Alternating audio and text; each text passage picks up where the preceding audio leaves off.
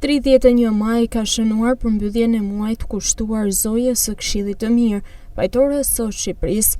Mesha e shenjtë u kremtua nga Imzo Giovanni Peragjine, arcipeshkov i arcidiocezës Shkodër-Pult në Bazilikën e Nënës së Këshillit të Mirë. Gjithashtu gjatë meshës, 4 të rinj morën sakramentin e krezmimit, dhuratën e shpirtit të shenjtë nga duart e arcipeshkvit. Sot ju merrni këtë zjarr të brendshëm.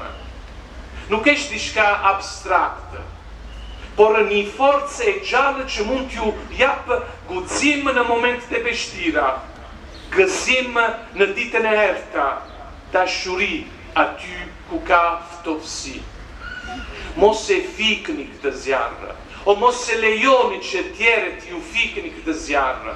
Është një zjarr që do t'jetë gjithmonë i gjallë në jetën tonë.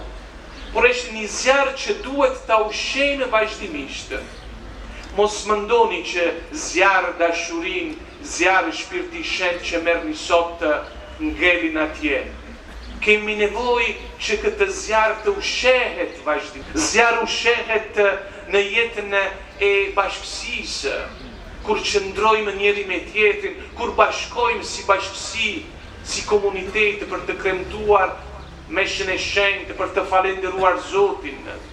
Zjarr ushqehet me bamirësi, zjarr ushqehet duke shërbyer, duke ndihmuar. Besimtarë të shumt përgjatë gjithë muajit janë drejtuar me lutje Bazilikës së Zojës së Këshillit të Mirë Rrës Kalas në Shkodër.